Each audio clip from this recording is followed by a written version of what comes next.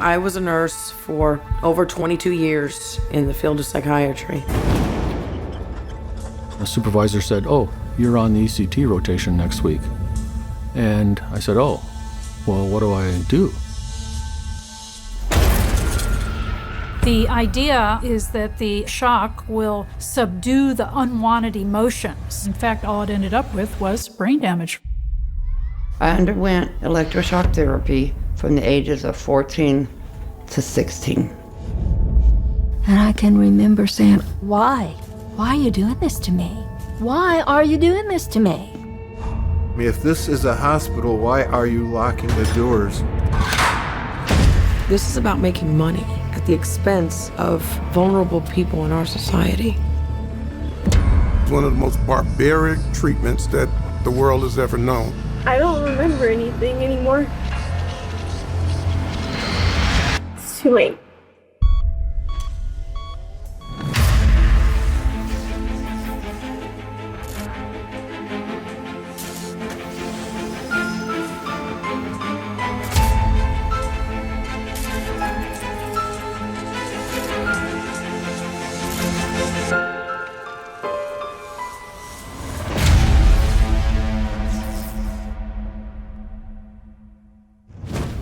If I ask you what is ECT or electroconvulsive therapy, what do you say? I have no idea. I don't know. I have no clue. I don't know. I don't know the acronym, but I'm assuming you're talking about like electroshock therapy. I think I've seen it in movies. It's a pretty bad reputation, and it's generally frowned upon nowadays. Outdated. I don't think they really use that anymore. It is considered an antiquated technique. Barbaric. Brutal. Some say it was extremely traumatizing. Did you know they're still doing electroshock? I really did not know that this was actually still happening. Oh, they're still doing it? Why? Can't believe that it's still allowed. I thought it was against the law. Of all of psychiatry's inhumane practices, one of the most cruel and barbaric is electroconvulsive therapy. People often ask, what is electroshock? And what it is electrocution. That's all it is. They don't call it electrocution, they call it electroconvulsive therapy because it has a magic three-letter acronym, ECT, and the one thing it isn't is therapy. ECT involves applying electrodes to a patient's scalp and then passing an electrical current through the skull and the brain tissue in order to induce a seizure. Psychiatrists shoot up to 460 volts of raw electricity through the skull to deliberately create a seizure that can last up to half an hour. It is ultimately imparting large amounts of electricity, many times the voltage you would get even if you stuck your finger into a light socket. In fact, ECT uses enough voltage to run 2 elevators, drive a shipping crane, or power 5 stadium lights. This is an electroconvulsive therapy machine, also called a shock machine. The purpose of this instrument is to run an electric current through the head of a patient. These are the 2 electrodes. The machine applies a voltage to these 2 electrodes, and that causes a current to flow through the patient's brain, and that constitutes the treatment. So if we set this dial to 100%, then this instrument is set to pass 3 billion electrons through the patient's head during one treatment. ECT machines generate nearly 430 times the electrical current of a stun gun. The machines themselves are quite basic. They pull electricity into a capacitor, an energy-storing device that allows the machine to hold over 4 times what a wall socket can deliver. At the push of a button, psychiatrists shoot this massive payload of high-voltage electricity directly through the skull. The brain, however, is an extremely delicate instrument, made up of approximately 100 billion neurons. It interprets and relays countless signals necessary for control of the body, more than 5 trillion signals per second. The brain is powered by less than 0.2 of a volt of electricity. That's nearly 8 times less than a watch battery. Compare that to the potential voltage shot through the brain in a single shock treatment. 2,300 times the electricity the brain uses to function. It's as forceful as being punched in the face by a prize fighter. And the outcome of that is it destroys brain cells. And the more brain cells you destroy, in theory, the better it is for the person. The biggest mystery of all is why on earth people think that putting bolts of electricity through people's heads is a good idea. Psychiatrists shock patients to create what they call a therapeutic seizure. But there's no such thing. When we're in emergency departments and someone comes in with a seizure, that is a bona fide emergency, and we hop right to and try to stop the seizure immediately and its side effects and the things that it causes. A seizure is a sudden electrical discharge in the brain, causing alterations in behavior, sensation, or consciousness. Seizures can be the result of a medical condition, like epilepsy, or caused by outside forces. There are seizures that are fever-induced, or if it's alcohol withdrawn, or if it is caused by hallucinogens or by cocaine or methamphetamine. Those things, when the patient stops using them, they improve. But in ECT, psychiatrists produce seizures in their most serious form. These are called grand mal seizures, and they are caused by abnormal electrical activity throughout the entire brain. Okay, grand mal seizure is when you go unconscious and have a lot of spasmodic muscular contractions which can hurt you, and you lose control of your bladder and bowels. They could stop breathing, they could bite their tongue, arch their back to such an extent as to cause a fracture of the spine. It's just a complete disorganization of neurologic function where a person has no control over their body. The more seizures a person has, the more potential there is for cognitive decline, different neurologic dysfunctions, and more seizures. Having recurrent seizures potentially reduces the lifespan of that individual. It has an impact on mortality. Each year, 45,000 Americans die from seizures, as many as die in traffic accidents. You know, mainstream physicians go to great lengths to prevent seizures. Epilepsy, seizure disorder, is a medical problem that we give medication for in order to prevent any seizures, not just some seizures. The idea is to prevent seizures, to prevent brain damage, because it's recognized that seizure activity promotes brain damage. Yet this is what shock doctors claim is therapeutic. And so they cause grand mal seizures on purpose. I became part of the Citizens Commission on Human Rights, which is an international watchdog investigating psychiatric abuses, because I've had shock treatment. I know the damage that it caused. I know what damage it did, not just to me, but to my family who had to get me through that. You know, when I was very young, I felt depressed, but what I didn't know is that I actually had an underactive thyroid. I was sent to a psychiatrist by my GP, and he said, well, you need shock treatment. The shock is like a grenade going off in the body. The violence of this, it's like every nerve and every cell is being electrified and with such force. And you come out of it and you know that that body is never going to be the same again. When I woke up, I was so disjointed. I didn't know where I was. I was in an incredible amount of pain. And I looked at this person standing next to my bed, and I didn't know who it was. I said, well, who are you? And she said, I'm your mother.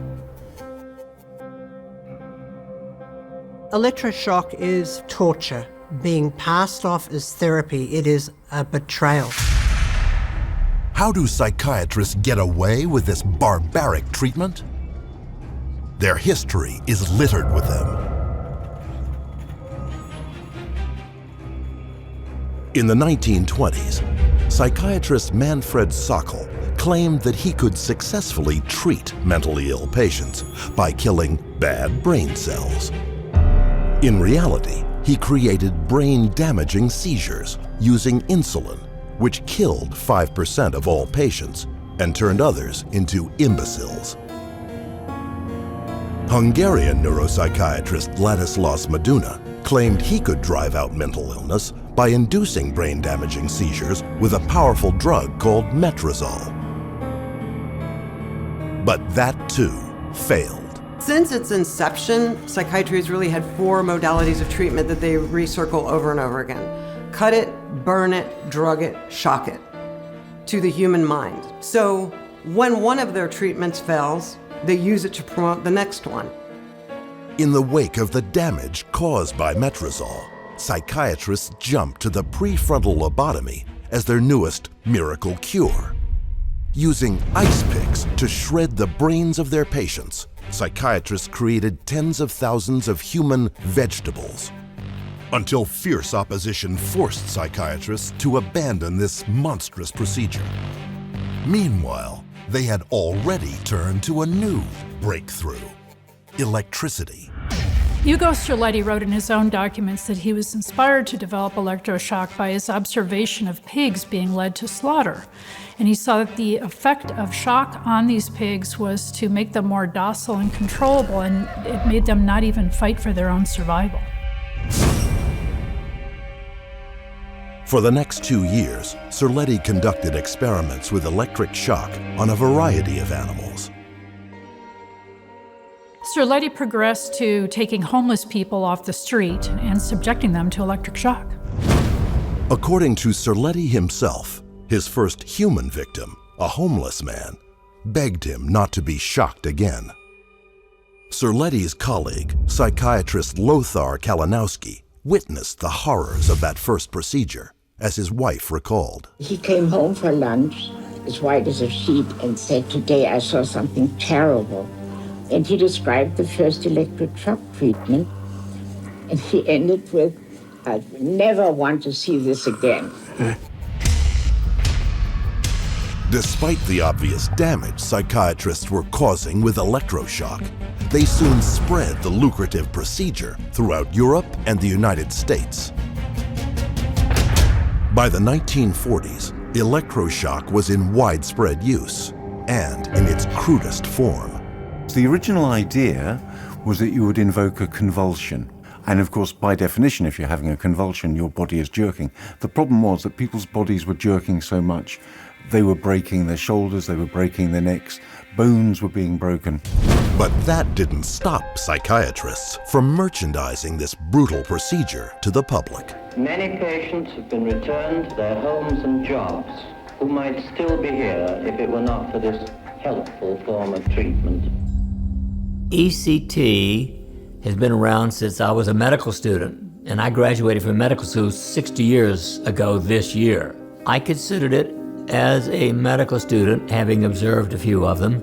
I guess the kindest thing I could say is barbarian. I thought it was truly one of the most obnoxious things I'd ever seen done to a human being. A huge percentage of these people have brain damage. By the 1950s, the brain damage electroshock caused became too much to ignore. So psychiatrists spun it to their advantage. Experts like Walter Freeman would say that the reason that ECT works is because it causes brain damage. Maybe it will be shown that a mentally ill patient can think more clearly and more constructively with less brain in actual operation. And that was the stated goal: less brain. In the 1940s and the 1950s, it was very open in the medical literature that the way electroshock, quote, worked was by brain damage. And yet they went on to say that this was somehow going to end up being beneficial for the patient, when all it really ended up with was brain damage. That marketing angle changed abruptly in 1975, when the film One Flew Over the Cuckoo's Nest exposed the brutality.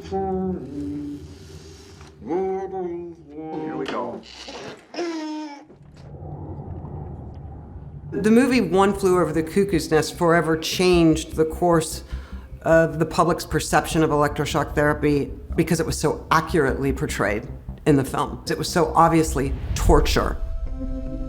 With shock finally under public scrutiny, news organizations began documenting its human toll. Just like it's true that you can chemically control someone, yes, you can electrically shock someone out of their so-called crazy mind, but you don't shock them back into their right mind. You shock them into a shocked mind. Even the recognized grandfather of electroshock in the USA acknowledged its damage. The principal complications of ECT are death, brain damage, memory impairment, and spontaneous seizures. Gonna do another one, Paul? I think so. These are short seizures. In the face of public outrage, psychiatrists came up with a new miracle cure: psychotropic drugs.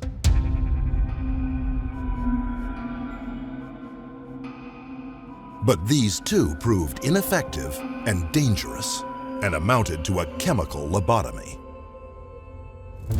Psychiatrists had an answer: to recycle and repackage electroshock.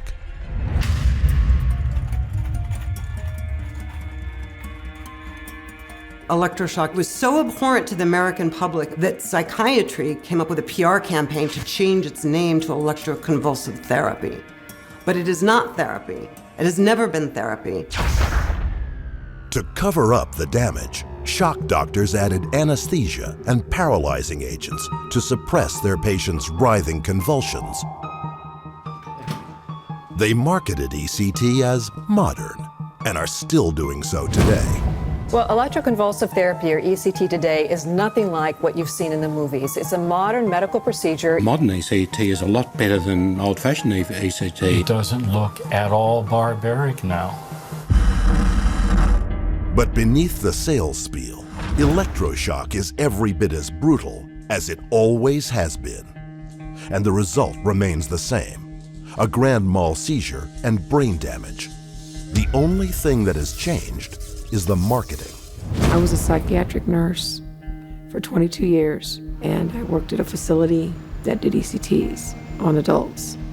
I became a whistleblower because I saw things that were being done to patients that were wrong, were unlawful, unethical.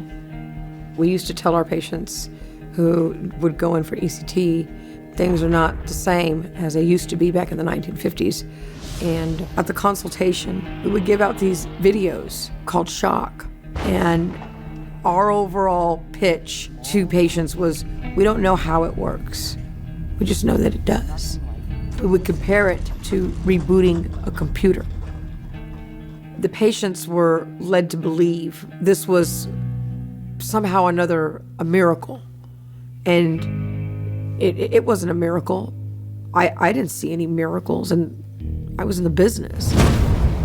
A business in which ECT machines have always created brain damage. Here we have two electroconvulsive therapy machines.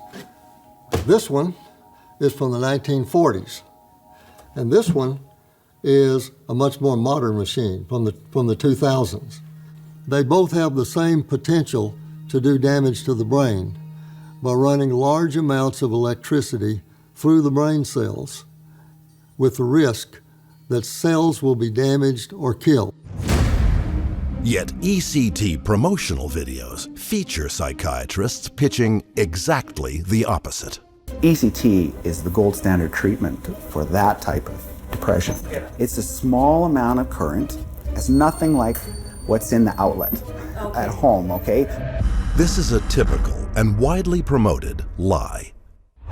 Unlike ECT machines, wall outlets are not designed to shock people. In the United States, they feature safety fuses that cut off the current at 6/1000ths of an ampere, a unit measuring the strength of an electric current. Modern ECT machines, however, deliver between 800 to 900 1000ths of an ampere, up to 150 times the legal limit set to protect against electrocution. And that's what goes through the heads of ECT patients.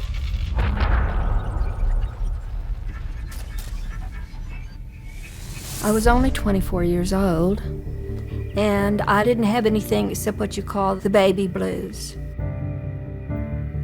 My hormones were completely messed up after having a child. My husband was told that the best way to handle this was take me to a psychiatrist. And the next thing I know, they have me in a hospital, and they shocked me. And you would just wake up not knowing where you are or how you got there. And they would send me back, and they would just continue to do this over and over and over and over again. You just got shocked whether you wanted to be shocked or not. They just have to keep hitting your head with that hammer. They gave me 28 shock treatments. They took my soul, my mind, my intellect, my emotions. They put electricity to it. They ran it through my head and literally raped my soul. ECT's modern repackaging comes with more dangers than just the electricity. The drug they use as a relaxant in the US before you receive electroshock is also the drug they use for lethal injections. This drug is called succinylcholine. It paralyzes all the muscles of the body except for the heart. Due to its effectiveness in stopping breathing, it's a drug regularly used in the execution of prisoners on death row. Psychiatrists use it for electroconvulsive therapy. The same drug that's used to kill the person in the execution by paralyzing his breathing also paralyzes his breathing during the shock treatment, which is why the anesthesiologist actually has to ventilate the patient during the procedure. Same drug, same effect. Modern electroshock is being given under sterile conditions in a regular operating room, looking very much like a regular medical operation, and it's all much more acceptable to anybody who would observe it. In fact, the literature shows that electroshock given under general anesthesia may even be more brain damaging than electroshock as it was given before. The reason? The anesthetic and paralyzing drugs actually raise the seizure threshold, requiring an increased intensity of electric current to produce a seizure. And the more ECT treatments a patient gets, the higher their threshold. So, psychiatrists crank up the electricity even further each time. This causes brain damage, whether the patient is under sedation or not. When you give a shock treatment and you give the anesthesia, it does nothing to protect their brain. So you can only protect their body while you're destroying their mind. It's like this. If you are awake and get hit with a baseball bat, it's obvious that we would feel a lot of pain. But if you're unconscious and get hit with a baseball bat, your body goes through that same trauma. So why are we acting as if in our society that the body doesn't go through trauma just because somebody's conscious or not conscious? Early shock doctors used 80 volts of electricity, minuscule compared to what is dispensed by today's ECT machines. In fact, one machine manufacturer recommends that psychiatrists increase the electrical dosage up to 6 times what's needed to produce a seizure. We have here a Spectrum 4000 ECT machine, which is a modern device. It's connected to 2 resistors here, which is typical of the resistance that a patient's head would present to an ECT machine. I'm going to hit the treat button, and we'll be able to see if there's any temperature rise using the heat gun.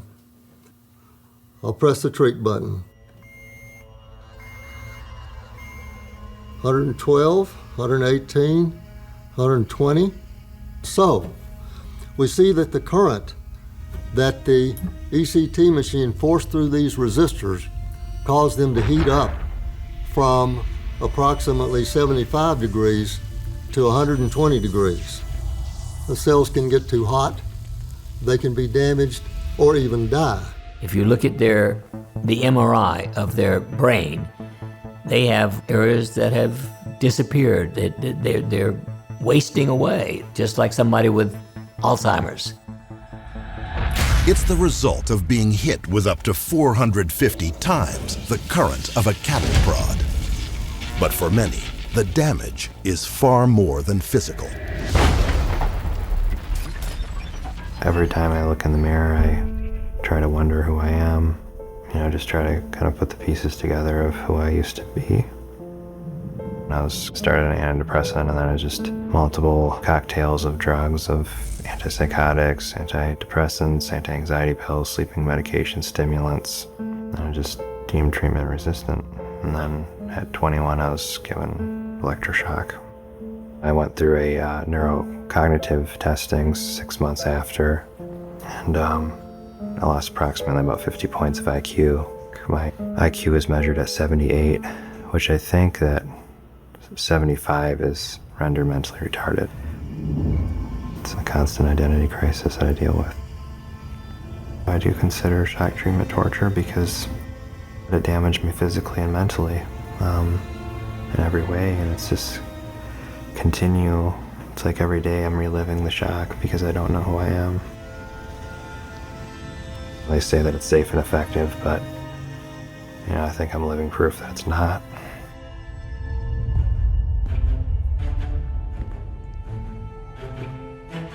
Psychiatrists are in no position to claim that ECT is safe or effective because their knowledge of its very basics is sorely lacking.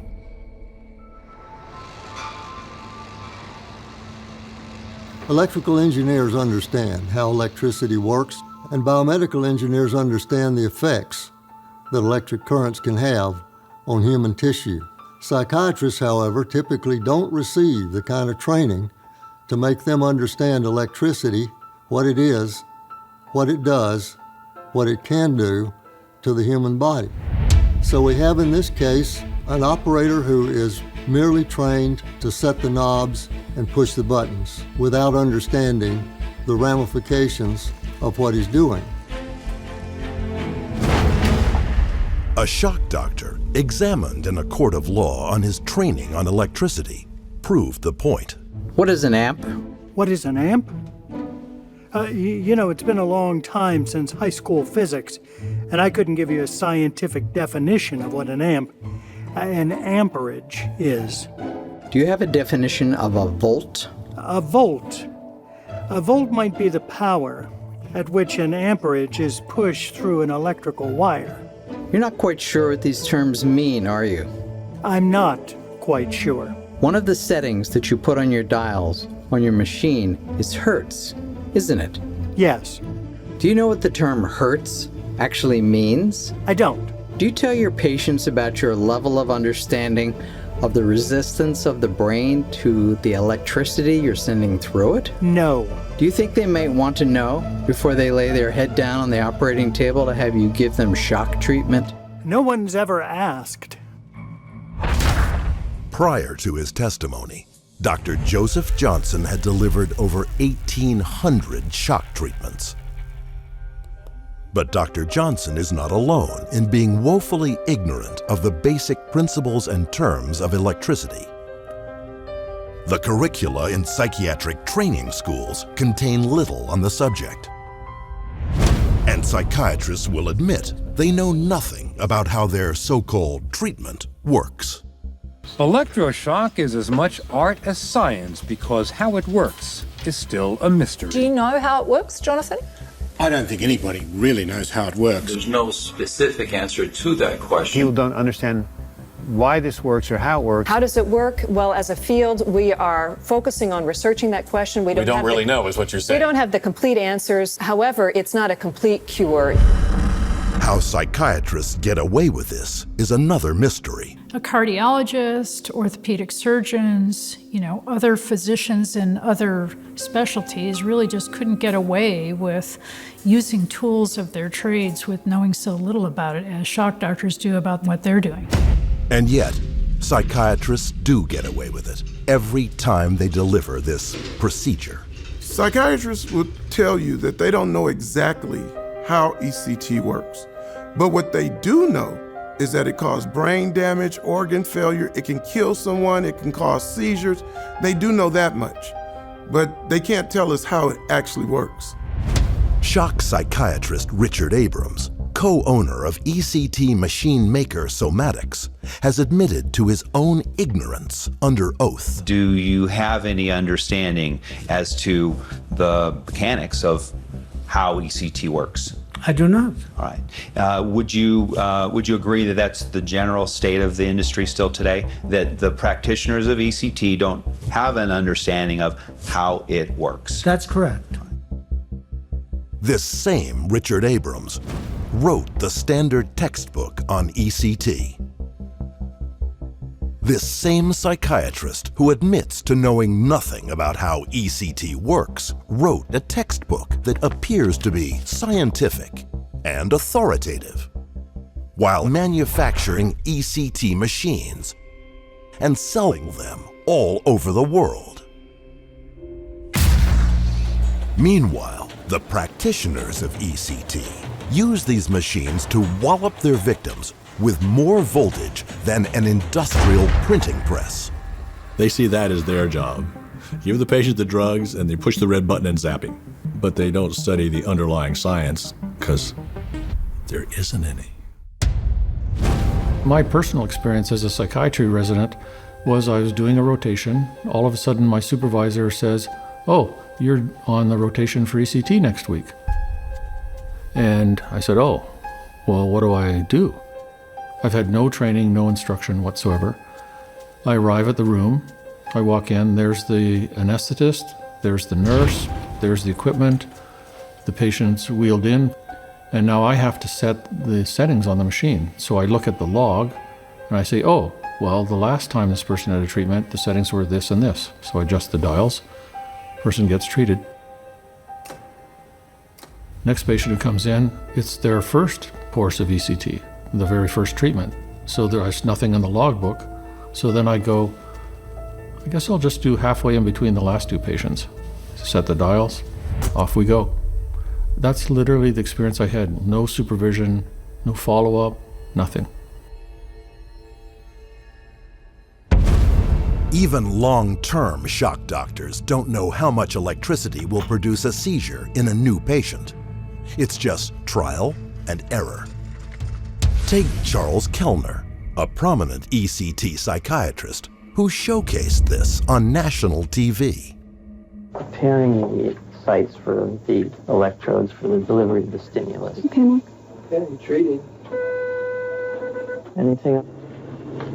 No. Okay. Still didn't get it? No.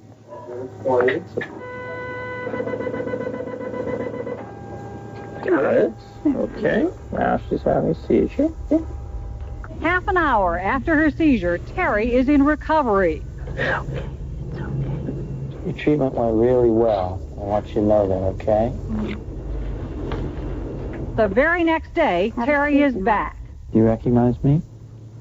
No, I'm Dr. Kellner. Inflicting a patient with 3 brain-damaging shocks in a row is not just an assault.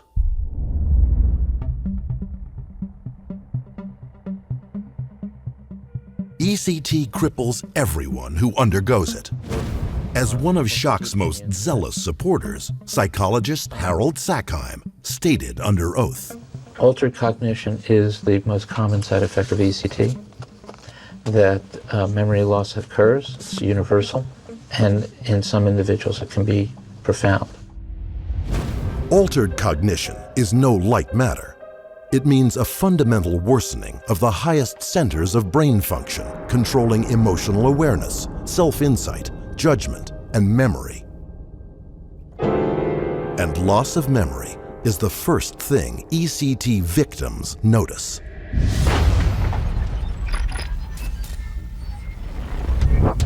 wasn't until I was at Shoal Creek that I saw a psychiatrist. And little did I know, after I signed myself in freely, that I couldn't leave for 72 hours.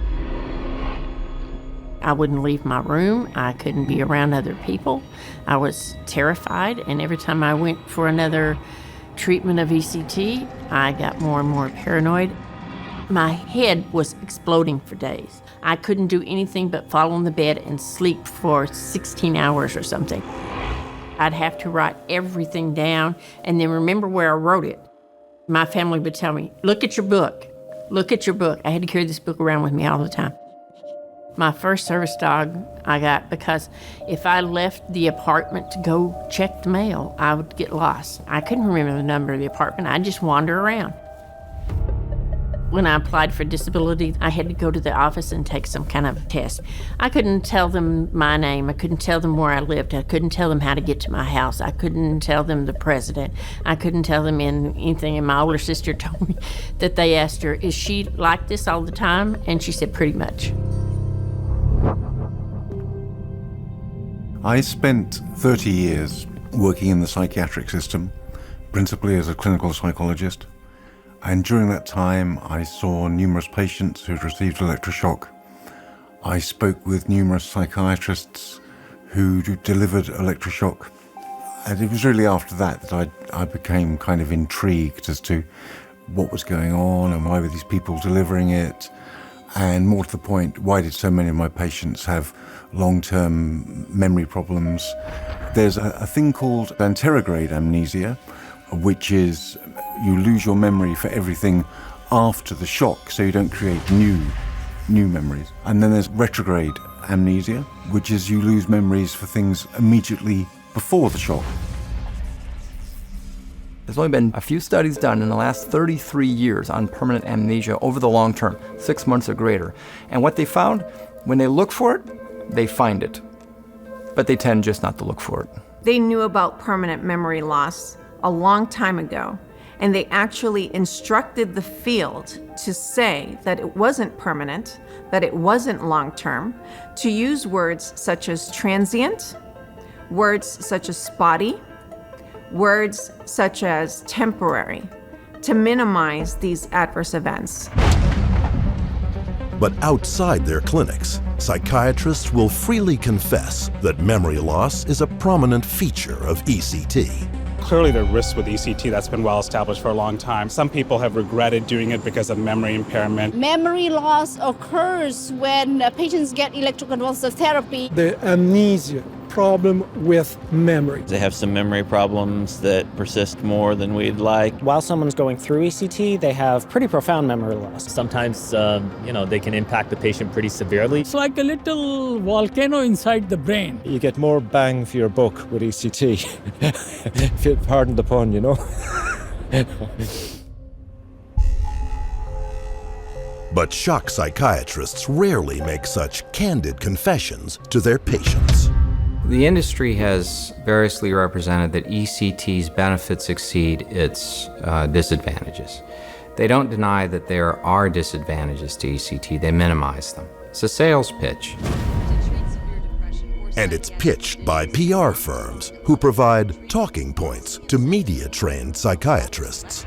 ECT is the fastest and most effective treatment that we have. It's the most effective treatment that we have today for severe depression. Single most effective treatment we have for is depression. The most effective really treatment. Effective for depression. It's ECT more effective is than more medication. effective than antidepressant More therapies. effective than many of the psychotropic ECT medications. remains number one. More than medication, more than therapy, more than ketamine. One of the most effective treatments for anything in medicine. But their parroted lines are spin, not science. Shock psychiatrists blame all kinds of adverse effects of ECT on the patient or their underlying mental condition. For example, memory loss or inability to make executive decisions are blamed on the person's underlying depression when it's actually an effect of the ECT. In addition to inflicting head injury, ECT can cause damage throughout the body. That's why When you get ECT, there's a crash cart there in case the heart goes into an abnormal rhythm. And if that happens, the doctors have that there in order to bring the person back to life.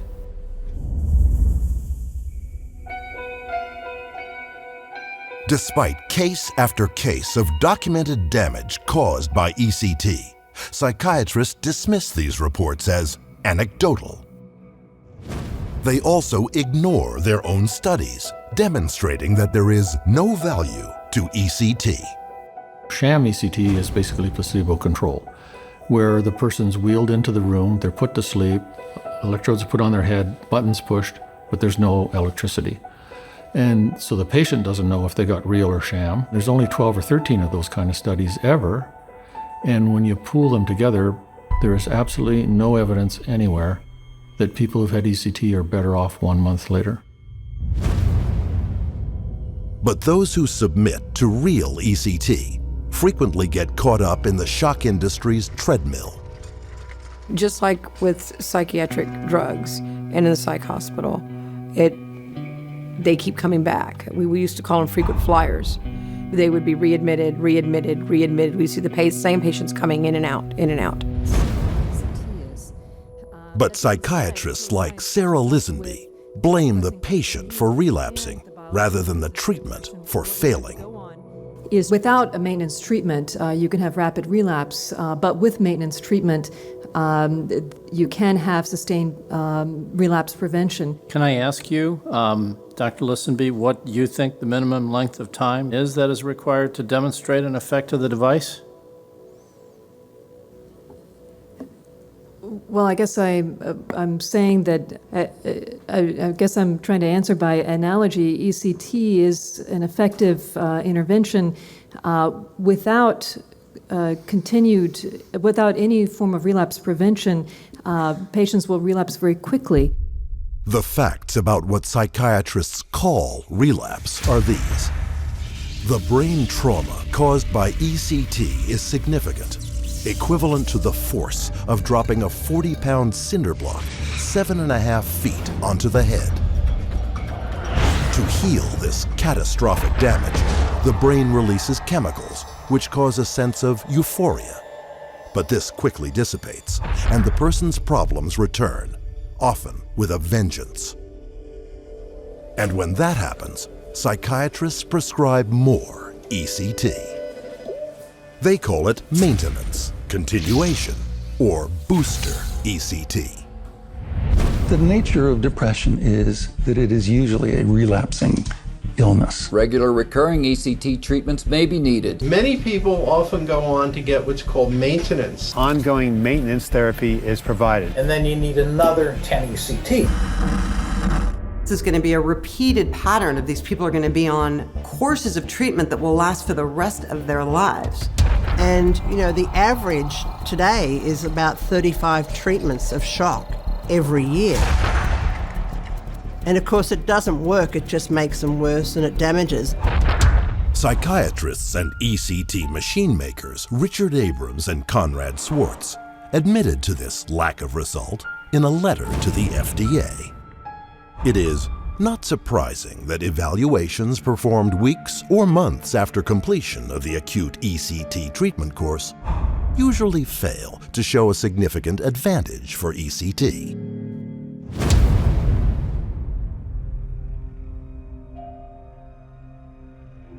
ECT doesn't just cause brain damage and destroy body function. It can also be fatal. It can make people suicidal, either just contemplating suicide or actually going out and taking their lives. The man who left an indelible impression on English literature is dead.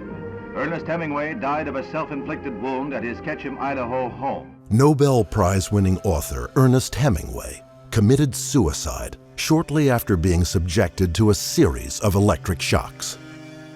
Before his death, he stated, "What is the sense of ruining my head and erasing my memory, which is my capital, and putting me out of business?" It was a brilliant cure, but we lost the patient. And we know that by doing the ECT, the suicide rate, you're 13 times more likely to commit suicide if you do the ECT than if you had never done it.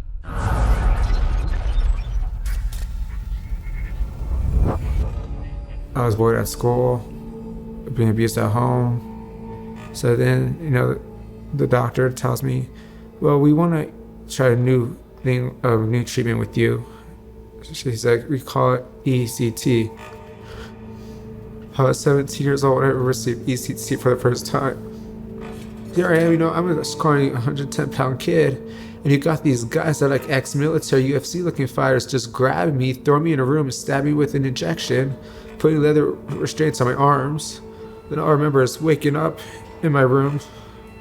My head felt like it was on fire. It was like the worst headache I've ever had.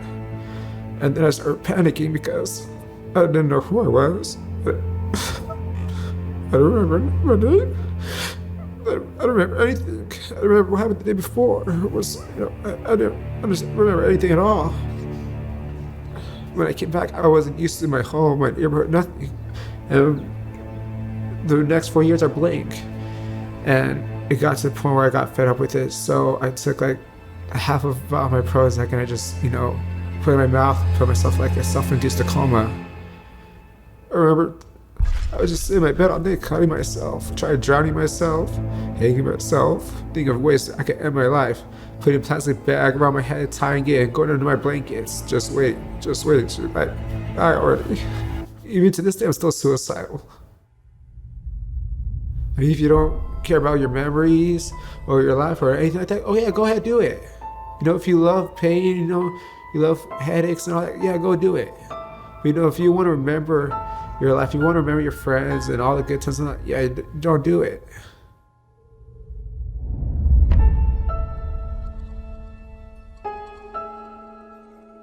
One of the dangers of ECT is death. That's known. It's actually reported in MedWatch reports in the FDA. You had a death that occurred to a patient just hours after they received ECT. So, does ECT cause death? Yes, it does. Researchers at Brown University looked at the effect of ECT in the elderly. They looked at depressed elderly patients who were given ECT and compared them to depressed elderly patients who got usual medical treatment. And they found that the death rate after just 1 year among the ECT recipients was 27%, compared to an over 96% survival rate among the people who were treated without electric shock. In other words, senior citizens who received ECT died at over 6 times the rate of those who did not receive it. So one of the demonstrations I like to do with ECT is show the difference in the amount of electricity based on the age. So if a person is 20 years old and you do the electroshock, this is how long it is. If a person is 70 years old, this is the length.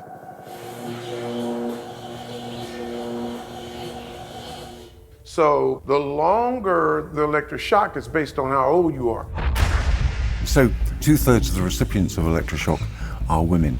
Something like 3/4 of them are over the age of 60. I think the oldest person to receive electroshock was 104. Early death is not limited to the elderly.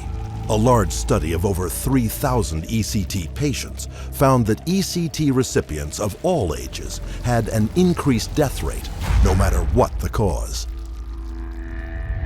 Even the American Psychiatric Association reports that ECT kills.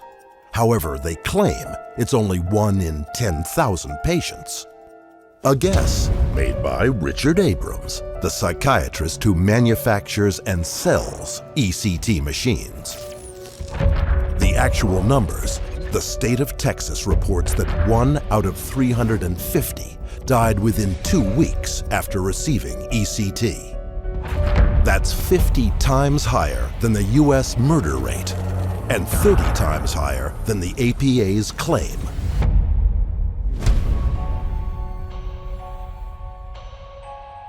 Even when patients refuse ECT, in most places in the world, they are still not safe. So if a person determines, I don't want ECT, the psychiatrist can actually go to a judge who can determine that he's not competent to make his own medical decisions and override his own decision about what he wants done to himself and his body, and actually deliver him electroconvulsive therapy against his will. I was assigned to a psychiatrist who was very aggressive in his manner in trying to get me to agree to do ECT. You know, I was skeptical and I said, no, I don't want to do it. The psychiatrist pretty much threatened me. He said that if I don't agree to it, then they can get a court order. My family actually sided with me. They said that they shouldn't do this to me against my wishes. Basically, all the doctors said that I needed to have ECT and that I was not in my right mind to refuse. The probate court judge agreed with them and he issued the court order, and that was how they started the forced ECT on me. I was pretty much tortured. I was being forced to have this treatment. I didn't like it, I didn't want it, and when I was honest with the doctors about how it affected me and I told them, they just interpreted that as part of my depression. I realized that the only way to stop this was to start lying, so that's what I did. What was done to me was really, frankly, evil. It's a barbaric treatment, and that it shouldn't be done to people against their will like it was done to me. With psychiatry, like most of their treatments, these are frequently given without consent of the patient, because it is the only quote-unquote medical field where their authority supersedes your rights, an individual's rights to consent to treatment. If it breaks their skin like an injection, or if it's a drug that you feed into them one way or another, or if it's electroshock therapy, that is violating a person's sovereignty over his own body. A person has a right to their own body. They have a right not to be violated. The United Nations Special Rapporteur on Torture is very definite in his condemnation of coercive ECT. Against your will, electroshock therapy is, in my opinion, absolutely prohibited. I have seen so many persons who have been subjected to electroshocks in order to extract a confession or information, etc. And it's one of the worst feelings of pain you can imagine if this electric current is really runs through your body. So it's the contractions. It might even lead to death. In my opinion, they are torture. And some of ECT's earliest uses were quite literally torture. During the Nazi era, German psychiatrists administered lethal bouts of ECT to mental patients they deemed unfit for life. In the 1950s Algerian War, psychiatrists gave electroshock to prisoners before questioning them. The CIA trained Moroccan security services in the use of an electroshock machine for interrogations. Psychiatrists in the Soviet Union used electroshock to punish political dissidents who refused to toe the party line. In South Africa, ECT was used as a torturous method of treatment for a group that mental health considered to be animals, because they actually had the idea that if you were black, you couldn't feel pain. One of the original ECT devices, which was actually manufactured in the UK, called the Page Russell, was used for torture in Arabic countries and was used on political prisoners. So how do you call something help or treatment when it's been used for torture? Psychiatrists also put electroshock to use in the field of so-called mind control. In a moment, we will examine the closest experimentation to brainwashing that we have uncovered. Infamous psychiatrist Ewan Cameron conducted experiments putting people into a coma-like deep sleep using drugs and extreme high-voltage electroshock and reducing them to an infantile state. I thought this was the coldest and most impersonal treatment that anybody could give to anybody in the world. An avid proponent of Cameron's treatment was Australian psychiatrist Harry Bailey. Dr. Harry Bailey studied a treatment called deep sleep therapy, and it involved knocking a person unconscious with a cocktail of psychiatric drugs, usually barbiturates and sedative hypnotics. And while they were in that comatose state, they were given electroshock treatment, sometimes twice daily. The patients were dying. There were 48 deaths. Over 1,100 patients were subjected to this. They all had brain damage. They all had personality changes. They had blood clots. They were seriously damaged by this so-called treatment. Tonight, why was deep sleep therapy ever allowed to happen at Chelmsford? The analogy with the appalling medical experimentation by Nazi doctors is difficult to avoid. Certainly the information that we gave to the Attorney General's Department showed clearly that very often patients were given electric shock treatment without their consent. The question has remained ever since then, why hasn't the matter been satisfactorily resolved? CCHR, along with the Chelmsford Victims Action Group, got local media. There were demonstrations on the steps of Parliament demanding a government inquiry into deep sleep treatment. And we worked with legislators and we agitated for reforms, and it actually produced some of the biggest reforms Australia's ever seen. Good evening. There will be a royal commission into the controversial Chelmsford Hospital deep sleep treatment. Let me tell you that this royal commission will get to the bottom of all of the abuses that have gone on in the system. And it was through our investigations, through the Citizens Commission on Human Rights, working with patients and their families who had undergone this deep sleep treatment, we ended up having deep sleep treatment banned.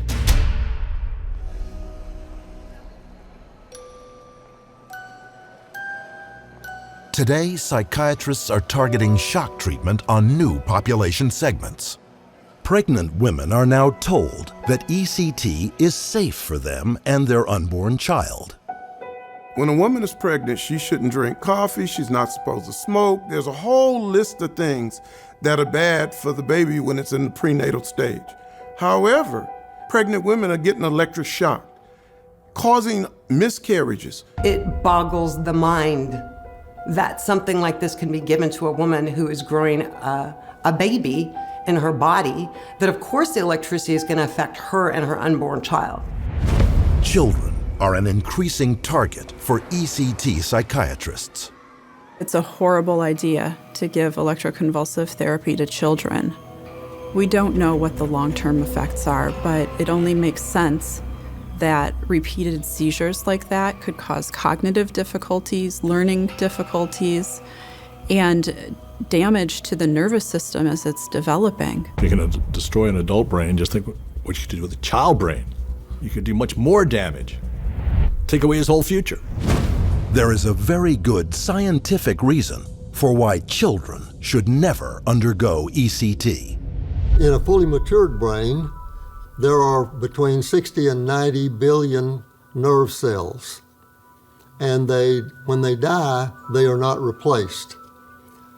But in children, the brain is still developing. So if a cell is killed in an adult, that is one less brain cell the person has to operate with. But if a cell is killed in a child, then not only does he lose that cell, but he loses all the other cells that cell would have created during the development of the brain. So ECT is more dangerous to children even than it is to adults. Right now in the United States, through Freedom of Information Act, CCHR has uncovered the fact that 16 states are currently electroshocking children and adolescents, and 5 of those states are electroshocking children aged 0 to 5. Psychiatrists give electroshock to children all over the world. In Australia, children as young as 4 receive electroshock. In Turkey, 9-year-old children receive it explicitly as a punishment. I'm an ex-law enforcement officer. Much milder things can land people in jail than to send a child through that type of trauma. We have a society where a parent can't even spank a child, but psychiatrists can put 400 volts through the brain of a child. Under the definition, it's abuse in no other way. You are inflicting harm to a child under the guise of treatment. The World Health Organization issued a strong injunction that there are no indications for the use of ECT on minors, and hence, this should be prohibited through legislation. Yet both the president and the CEO of the American Psychiatric Association have formally urged the head of the FDA to make ECT broadly available to children and adolescents of all ages. It's a campaign aimed at our most defenseless, with little government oversight. One of the things that the marketing campaign does so brilliantly is to talk about electroshock as a treatment of last resort. That is what we call a lie. There are psychiatrists in the States who recommend electroshock for all sorts of things, including inscriptions like autism, ADHD, learning disability, and they recommend that that is the first treatment that people are given, not the last, not the end of the line.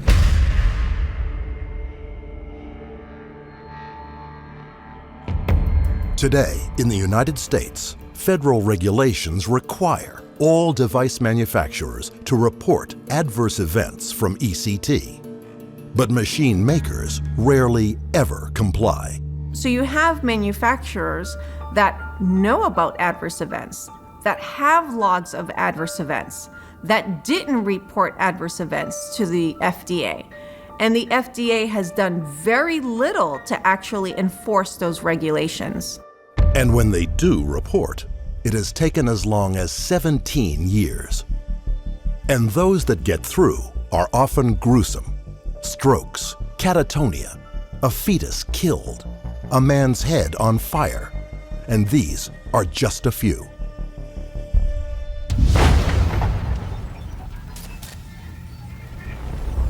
My husband Jose Topete had ECT.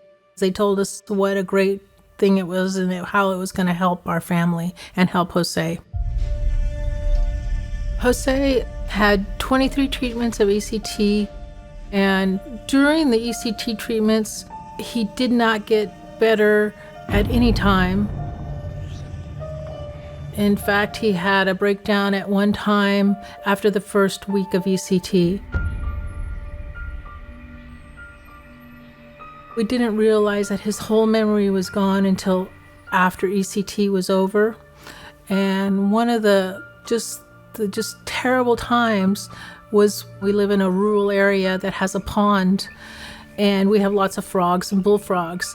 Well, we heard the frogs making a lot of racket, and Jose said, "What's that noise?" And we said, "Oh, it's just the frogs." And he said, "What's a frog?" He doesn't know his parents. He doesn't know his siblings.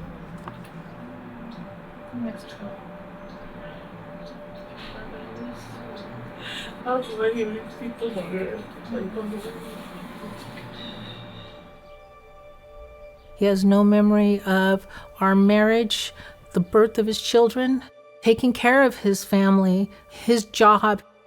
He was a California state tax auditor. He had no memory of what California tax law was. Everything was wiped out of his mind. His children, me, he didn't know who we were. At first I thought, okay, we'll be able to just teach him who we are and make him love us again. And that didn't work like that. It's been a real heartbreak for all of us. With all the damage it has caused, the ECT machine has never been properly regulated. What we have here is a basic electronic device. It generates pulses for the purpose of delivering an electric shock. There's nothing medical about it, it's just a pulse generator. This ECT machine was bought online.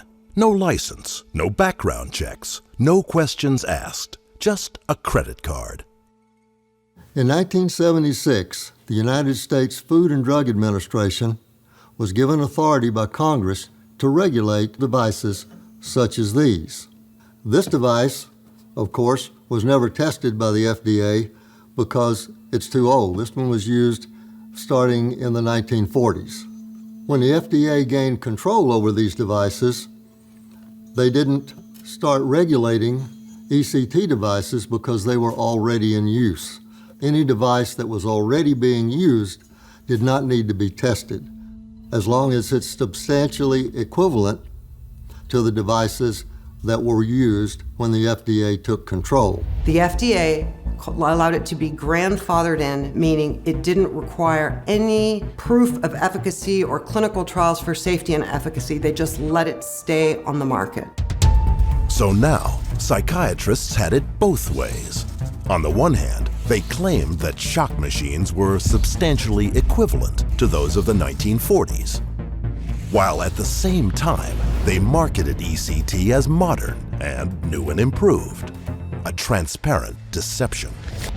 But in 1979, the FDA classified the ECT machine as a Class 3 device, meaning it is high risk and must be safety tested.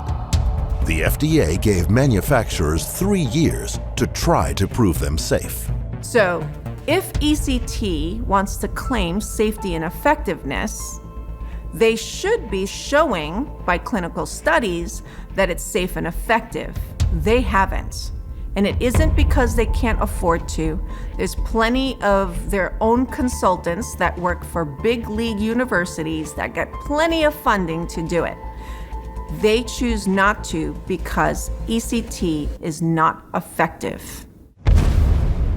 Has Somatics ever conducted any studies to determine whether any brain injury could be caused by ECT? Somatics has never conducted any studies of any kind. We're not in the business of doing studies of traumatic brain injury. We sell cymatrons. To avoid any chance of testing, psychiatrists have lobbied the FDA to reclassify the machines as Class 2, a category that includes other such items as syringes, contact lenses, and condoms. There's nothing else in Class 2 that causes brain damage, cardiac standstill, stroke, brain hemorrhage, seizures. It's really ridiculous for them to even be considered as Class 2. The reason they want to put the ECT machine in Class 2 is because it wouldn't have to be tested for safety or effectiveness. Due to public outcry, the FDA scheduled a hearing to determine the validity of reclassification. ECT survivors flew to Washington to testify. I argued with a psychiatrist and he dumped me in the locked ward and shocked me 5 times. I became violent. I tore my nails off, dragged them under the door. And he said after 5 times, he said, sometimes they don't help you. I had over 80 shock treatments. And yes, they called them maintenance treatments, but I don't remember my wedding day. I don't remember my husband putting a ring on my finger. When I was given an IQ test a few months after the ECT and asked the population of the United States, I answered 1,000. When he asked me to guess again, I answered 2,000. I remember having no idea where to find the answer in my head. The advisory panel largely agreed that ECT machines should remain in Class 3 and undergo safety testing. But the FDA, represented by Jeffrey Shuren and his colleague Malvina Edelman, ignored the panel's recommendations and broadened the use of the ECT machine as a Class 2 device. 3,000 submissions were sent into the Food and Drug Administration talking about the destructiveness of electroshock. The FDA and the APA and other psychiatrists want to make ECT more broadly available, despite the fact that all these people are saying no, despite tens of thousands of people saying electroshock is damaging, that it can actually kill you, that it destroys their life. I recently started ECT treatments, electroconvulsive therapy. I was supposed to have one today, but I went ahead and canceled it. Because I'm stupid now. Or I'm definitely not as smart as I used to be. Spent a lot of time and money on education because I wanted to be smart. And I was smart. I don't remember anything anymore. Right now, this is my life.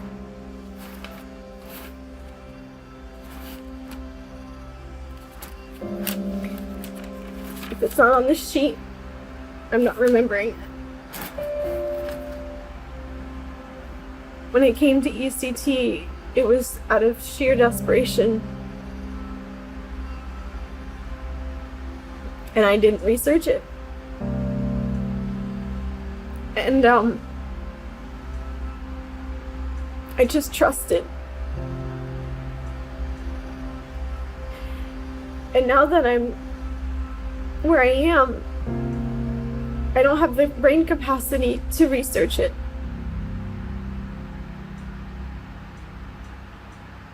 It's too late.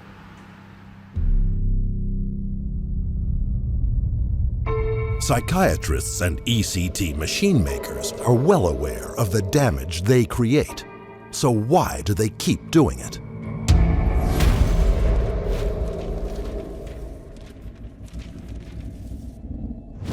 We look at the cost of manufacturing one of these machines. It has 3 of these transformers. They might be $40 a piece. And these parts probably could be collected for a total of about $50 or $60 for the components. The printed circuit board could probably be manufactured for less than $100 in quantity. All of these resistors are pennies a piece, and the integrated circuits are normally less than $1 a piece. So we see here a device that could be manufactured in quantity for between $500 and $1,000, including parts and labor. And with ECT systems selling for up to nearly $20,000, the markup is huge. In addition, psychiatrists benefit handsomely from prescribing ECT because they must be present and therefore paid for all electroshock sessions. It costs about $2,500 per session. So if you do the math, and let's just say for simple mathematics, the person has 10 sessions initially, that's $25,000.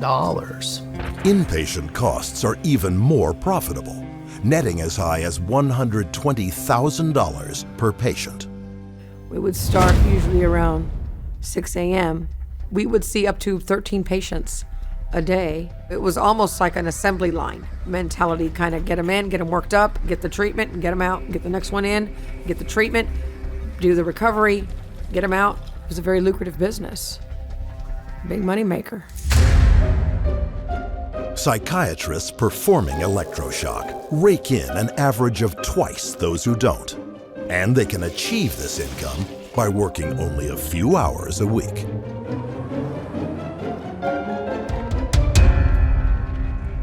It's been calculated that in America, psychiatrists doing a relatively small amount of electroshock, possibly 20 sessions a week, will earn anything up to an additional $300,000 per year. And with 100,000 Americans a year given ECT, psychiatrists have created a $5.4 billion shock empire in the US alone. More money than the national budget of over half the countries on Earth. It has nothing to do with medicine. It has nothing to do with helping the patients. It's just a money machine. With so much money to be made, the shock industry is rife with conflicts of interest. The face of these conflicts, psychologist and avid ECT promoter, Harold Sackheim. Has any manufacturer of ECT devices ever given you money? I've received reimbursements in honoraria. How much money have you received? $10,000, maybe $15,000, $20,000, $20,000, $25,000, $70,000. In addition, Sackheim has received at least $9 million in government grant money to research ECT. A conflict of interest that leads back to the U.S. National Institute of Mental Health, NIMH, where its director of ECT research, psychiatrist Matthew Rudorfer, oversees its grants. Not only has Rudorfer been showering money on Harold Sackheim's institutions for years, the duo co-wrote a chapter of an ECT textbook. Also at NIMH is Sarah Lisenby. she has had financial ties to 10 different psychiatric device makers.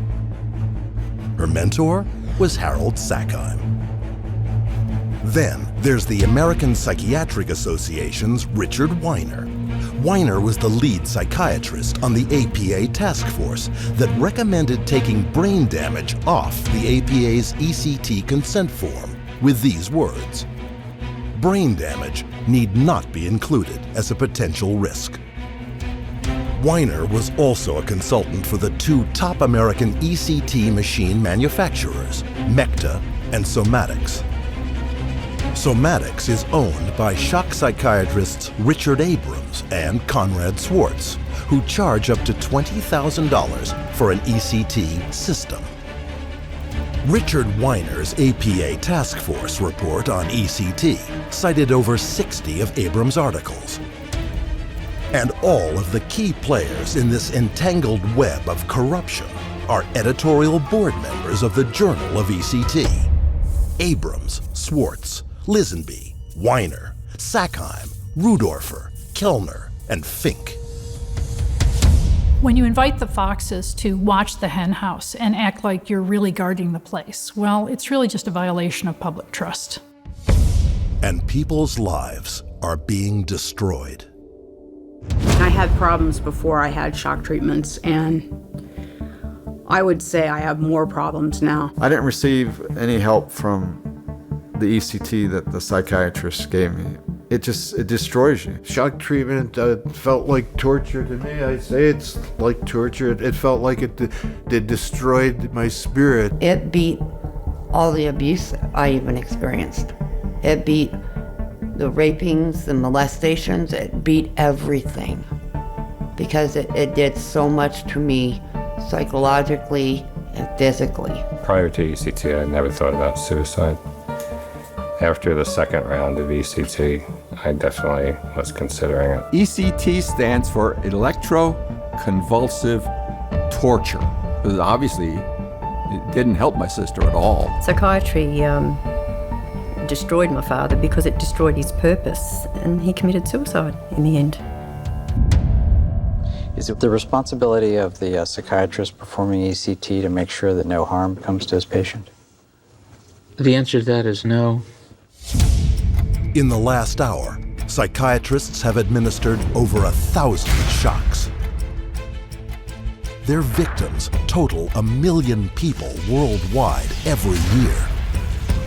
And with shock doctors working hard to eliminate restrictions on ECT, no one is safe.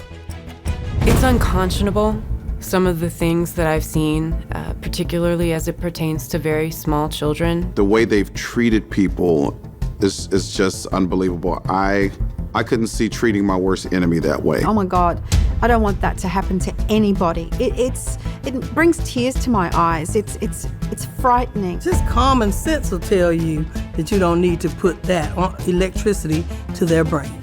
I'm adamantly opposed. There is only one solution for ECT, a treatment that is nothing short of electrocution. It's a complete travesty as a civilized society to do these type of torturous, barbaric procedures. ECT has to be stopped. We cannot continue to do this to people. We have safe and effective treatments that are out there. We do not need ECT. It's just cruel and inhumane to be able to send people through that type of torture. We're standing up and saying that this experimental dosing with ECT cannot occur anymore. It's just assault and battery. It's more torture than it is a medical treatment. It should be illegal. ECT should be banned. ECT should have been banned 50 years ago. The sooner the better. It can be done.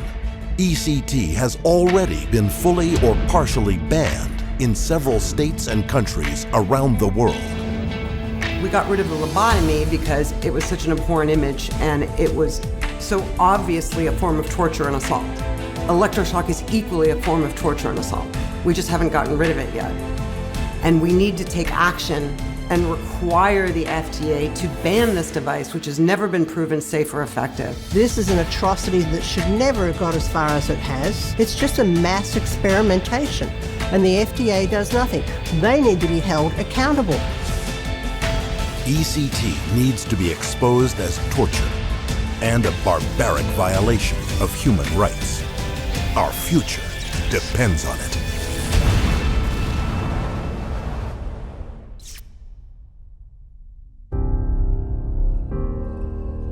Join the Citizens Commission on Human Rights in calling electroshock out for what it is, a crime against humanity. If you or anyone you know has been harmed by shock treatment, or if you want to do something about it, take action and speak out. Contact CCHR.